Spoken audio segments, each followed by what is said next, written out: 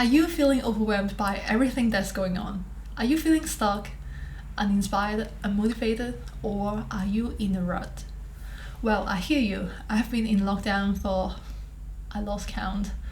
But yeah, it's not a fun journey, and I stopped asking myself how I'm feeling. But I always picked myself up. There is an exercise that I do every single day to change my mood instantly if I feel stuck or uninspired. It only takes 3 to 5 minutes.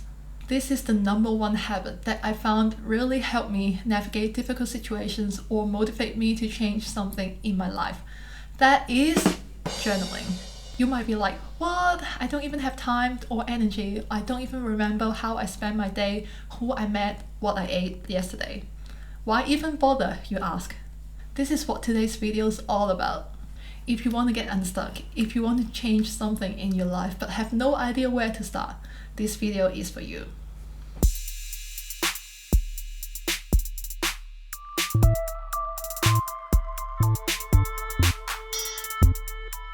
Hello everyone, welcome back to the channel. My name is Venus and I'm a second year music therapy student in Sydney. So today we are going to talk about journaling. If you're looking for guidance to start or you want to change your habit, then keep watching because I will go through everything that I've done in my journaling journey. Is that even a thing? Journaling journey. Anyway, I've gone through so many planners in my life, from handwriting everything to a template to bullet journaling and now to Notion, and I will talk about everything about that. So make sure to check out the timestamps in the description box if you want to skip through things. Now, this is how I used to record my life. I used to handwrite everything and I keep physical notebooks with me since I entered high school. And mind you, Cantonese is my first language, so I used to write all the Chinese characters in my journal. That's time consuming, not fun, but I used to enjoy the process. And also, I overthink everything and I'm super sensitive, so I got lots to write. But then later on, I started to realize that I really can't be bothered anymore and it's just too time consuming and there are privacy issues concerned because it's a physical journal, right? So I moved on to planners. I've tried using Kikki.K, the Happiness Planner, and eventually I changed to Bullet Journal. I recently found out my old Instagram account where I document my journaling journey. And it really blew my mind. Now I look back to it because I just spent so much time on doing all the stickers, the drawings, and all the planning. It's just ridiculous. And up to the point that I discovered Bullet Journal, I changed from mindless braindump and ultimate venting into goal setting and how I measure progress, etc. And the idea of habit tracking, smart goal setting just excited me. I actually really enjoy writing down things on pen and paper. But why did I make the change? So I spent the last 3 years relocating back and forth between Sydney and Hong Kong, and it's really annoying to carry too much stuff with me. So in 2018, I started using Google Docs to journal. Yeah, the good old blank document. Back to the basics, aren't we? So I recorded everything I did, everything I thought about and whatnot in the document. I was pretty good at maintaining this habit, and you can see some screenshots here because I always put the date as the title. And then I discovered Notion. It's a complete game changer. And let me show you my current routine now. So welcome to my journaling template on Notion. I have included the link in the description box so you can check it out, copy your template. So there are a few sections that are highlighted in different colors and I will go through every single one of them. So the first one is a nice quote. I think I copied that from Ali Abdaal, but I don't know where it comes from. So it says, don't ignore your dreams, be happy, inspire others, and celebrate love. I think this is a nice quote to have a good start of the day. And in the next section, we have a bird's eye view. And I only do this once a quarter. And these are 5 quick questions from Benjamin Hardy. And you can have a quick view of how you performed in the past quarter and what you want to achieve in the next 90 days. So you can just fill that out every quarter. I don't always look at that. And then we go on to the daily session. This is a part of visualization that I always do, but sometimes when I don't have time, just skip it. And the vision is just your inner why or your intrinsic motivation, if you will. And for me, is to improve emerging adults' mental health through music. So I put that in every single day to remind myself why I wake up, why I get out of bed, and why I do what I do. And then you have the goals and dreams. For me, it might be to start my own music therapy business or to be an influencer on mental health, whatever. So this is just the goals, measurable things that contribute to fulfilling your vision. And then you have to take a moment to imagine how it feels to achieve those goals. So feeling is a really important aspect because it changes your mood and gives you like more inner power to start doing the damn thing. But I don't always do that. I should do it more. And then the next section is to write down everything you need to do to achieve your goals. So who do I need to reach out to and what do I do this week? And what are the 5 things that I can do today to get closer to the goals that I just wrote here? So these are just stuff that you can brainstorm for you to do if you don't have a solid productivity system, basically. And then I have 3 things that I'm grateful for in point form. So it's a quick gratitude journaling practice because it's hard to write a whole paragraph of what you feel grateful for. And I struggle with this one especially because it's just hard to think about things that you are grateful for first thing in the morning, right? That's why there was a long period that I just wrote down good weather, good sleep, that kind of thing. But yeah, I'm getting better at it. And then the next section here is 3 things that would make today awesome. So these are the top 3 things that you want to accomplish for the day. And I explicitly say 3 things because the more on your to-do list, the less you are able to complete all of them, and you will beat yourself up at the end of the day if you don't achieve that. So what's the point of having a long list? And also thinking about the 3 things just help you narrow down your focus to what truly matters, and it might even help you to focus on the important things rather than the urgent things. And then the next 3 points we have: today I will let go of distraction, judgment, anything that you want to let go of for the day. It's just to set your intention. And then the next thing is today I will focus on. So there's 1 thing that you want to focus on. So this might be related to the 3 things that you listed out here, but there's just 1 focus. It's usually the intention. And the next one is daily affirmation. So I am enough, I'm capable, I'm resilient, because sometimes you just forget about that. I can't say I'm a big fan of affirmation, but I do think that helpful because I often have a negative self-talk. And then we have the daily log and the morning journal. Let's talk about the morning journal first. So these are where you do your morning brain dump, literally, after you get up. So you can put on any ideas, thoughts, plans, strategies, distractions that you are thinking about, because ideally you should have set an intention before you go to sleep the previous night to give some request to your subconscious mind. I got this idea from Benjamin Hardy, and all these prompts are from him as well. Because the thing is, your mind is always working even when you're sleeping, and you can literally tap into your potential by requesting your subconscious mind. For example, I might be thinking new marketing strategies for my business, and then I will think about that before I go to sleep. And then the next morning, I will just brain dump everything I think about concerning this topic. This has been helpful, but I am willing to dive deep into it more later on. So these are for content creators. If you are making blog posts, Instagram posts, or whatnot, just have to brain dump points that might be used for your content. And this daily log is literally the things that you do, which is your schedule. I used to write down in bullet points, for example, like 8 to 9 breakfast, 9 to 10 work, like that. But then I eventually just screenshot my Google Calendar and paste the picture here. And in the next section we have the 5 C's and a daily takeaway. I got the idea from Ali Abdaal as well, but I think there was originally 6 C's, but I forgot the last one, so I only have 5 here. So if you're a content creator, this is for you. You want to create before you consume. That's why it's so important that you create something every single day, no matter how tiny it seems. It's just to get the momentum going. And then you have connect. These are the people, connections that you make in the day.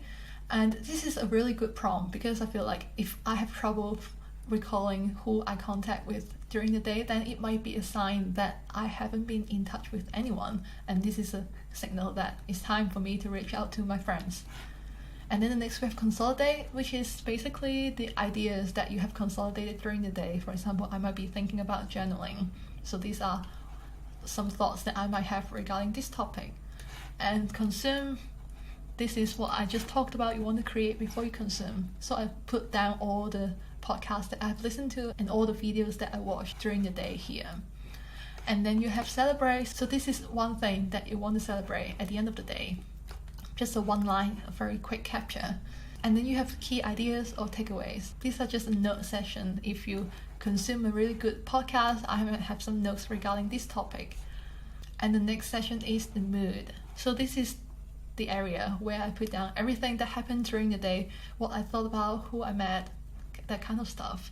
So this is the area where I write most extensively, and this is where I spot all the patterns and triggers and behaviors.